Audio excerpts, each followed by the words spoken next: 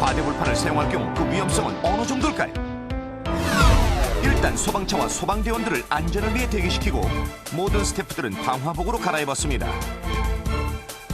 또한 폭발 위험에 대비하기 위해 방열복을 착용한 후 실험에 들어갔습니다. 산발이의 크기보다 훨씬 큰 과대불판을 올렸습니다. 불판의 크기는 직경 35cm. 보다 정확한 실험을 위해 삼겹살도 준비했습니다. 자, 가스레인지를 켰습니다. 어떤 일이 일어날까요? 고기가 잘 익고 있습니다. 아직까진 괜찮습니다. 용기 탈착 레버가 혼자서 올라갑니다.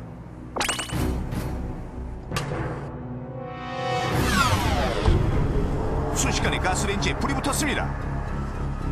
불꽃은 빠르게 가스레인지 전체로 퍼져나갑니다.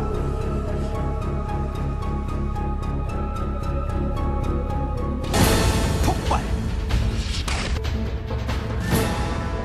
무섭게 날아가는 파편. 가스레인지는 형태조차 알아볼 수 없을 정도로 심하게 부서졌습니다. 그렇다면 파편은 어디까지 날아갔을까요? 무려 28m 가까이 날아갔습니다. 뜨겁게 달궈진 불판의 복사열이 부탄가스 용기를 가열, 캔 내부의 압력이 높아져 폭발한 것입니다. 그렇다면 석쇠에 알루미늄 호일을 감아 불판으로 사용하는 건 어떨까요? 호일을 감고 불을 켰습니다. 이번엔 소금구이입니다.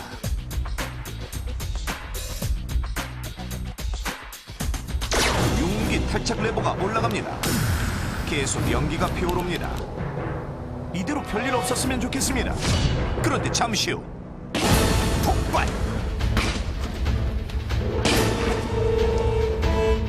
열 전도율이 좋은 오일이 부탄 캔에 열을 전달, 캔의 압력이 높아져 폭발한 것입니다. 여기저기 널려있는 폭발의 흔적들 처참합니다. 용기 뚜껑도 날아갔습니다. 이번엔 휴대용 가스레인지 2대를 나란히 놓은 후 불판을 올려놓고 가열해보겠습니다. 많은 양의 음식을 빨리 조리하려고 할 때 쓰는 방법입니다.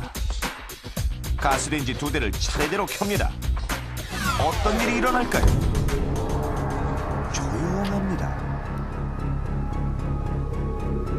조마조마한 순간입니다.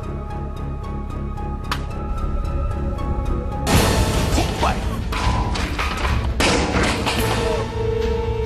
중앙에 있는 부탄가스 용기에 열이 가해져 폭발하는 것입니다.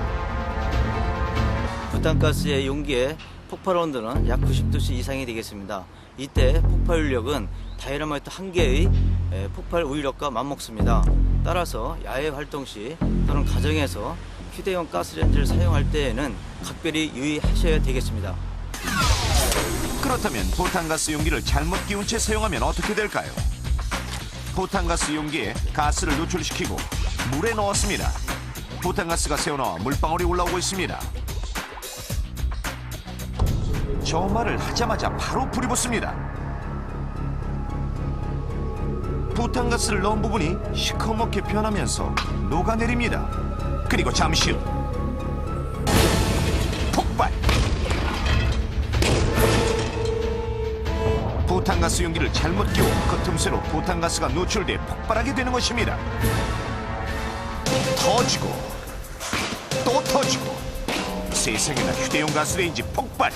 아, 정말 충격적입니다. 그렇다면 휴대용 가스레인지를 안전하게 사용하는 방법은 무엇일까요? 먼저 부탄가스 용기의 노즐부를 정확하게 가스레인지에 끼워야 합니다. 가스 노출로 인한 사고를 예방하기 위해서입니다. 만약 부탄가스 용기를 가스레인지에 끼운 후 용기 탈착 레버가 부드럽게 내려가지 않으면 부탄가스 용기가 제대로 장착된 것이 아니므로 다시 끼워야 합니다. 또한 바람이 심하게 부는 장소나 타기 쉬운 것들이 있는 곳에서는 사용하지 말고 국물이 넘쳐 불이 꺼졌을 때 등 예기치 않은 경우에 가스 공급이 차단되는 가스레인지를 사용하십시오. 가스 공급을 차단시켜주는 장치가 바로 소화 안전장치. 소화 안전장치가 부착된 가스레인지를 쓰는 것이 안전합니다.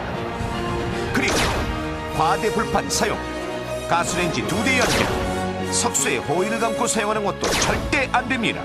평소에도 차례 음식을 할 때도 휴대용 가스레인지 열받으면 큰일 납니다. 네. 혁재 씨. 예전에 보내드린 거고 저희들이 네. 쓰던 건데 다시 봐도 무시무시하네요. 아, 예. 저희 집도 명절에 사실 압력솥에다가 오곡밥을 하면 더 찰지고 맛이 좋거든요. 맛있잖아요. 여보, 어머니, 필요 없어요. 그냥 전기밥솥에 하세요. 네. 오곡밥 찰지게 먹다가 집 터져. 네. 아, 안전하게만 사용하면 괜찮으니까 예, 여러분들 잘 사용하시기 바라겠고요. 자, 이렇게 또 안전하게 음식을 먹은 후에는 성묘를 또 가야 됩니다. 조상들에게 그 인사를 드리고 성묘를 가야 되는데 성묘 가서도 마음을 놓아서는 안 되겠죠. 저희가 그렇게 예. 말씀을 드렸거든요. 사실 하지만 뉴스에서 여러분들 아마 보셨을 겁니다. 최근 성묘 가셔서 네. 벌에 쏘였다는 그런 사고가 뉴스가 많이 소식이 그래요. 들리고 있어요. 그래서 네. 저희가 오늘은 성묘 가서 꼭 알아야 할 안전 상식에 대해서 준비를 했습니다. 네. 오늘 내일 성묘 가시려고 계획하신 분들은 특히나 좀 신경을 쓰신 다음에 지켜봐 주십시오. 지금 함께 보시겠습니다.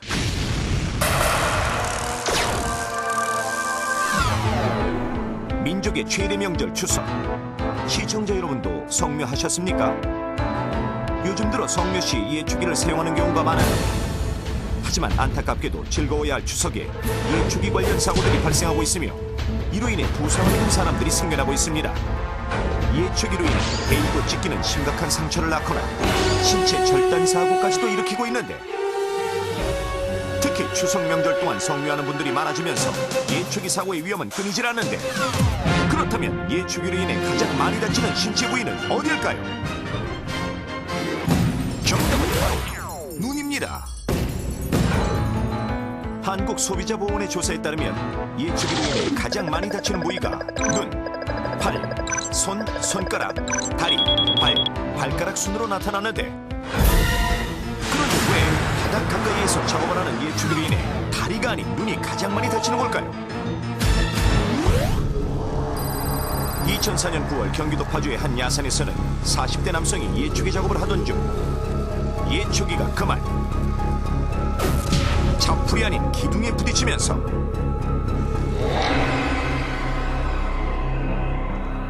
목이 깊이 패이는 심각한 상처를 입었으며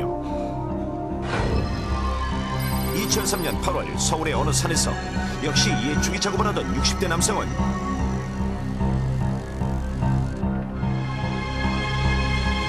눈을 다쳐 실명할 뻔했습니다.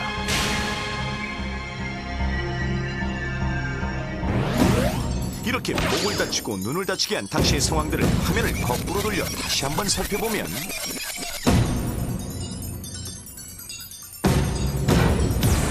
첫 번째 사례에서는 예축기 날이 쇠기둥에 부딪혔다는 것을, 두 번째 사례에서는 예축기 날에 돌멩이 등 이물질이 부딪혔다는 것을 알 수 있는데 이렇게 예축기 날이 쇠기둥에 부딪히고 돌멩이에 부딪혔을 때 어째서 사고가 발생하는 걸까요? 제작진은 사고 당시와 비슷한 상황을 재현해 실험을 해보기로 했습니다.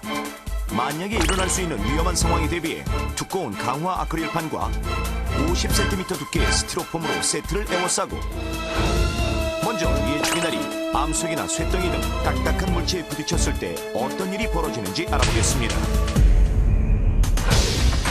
예축기 날이 돌아가기 시작하고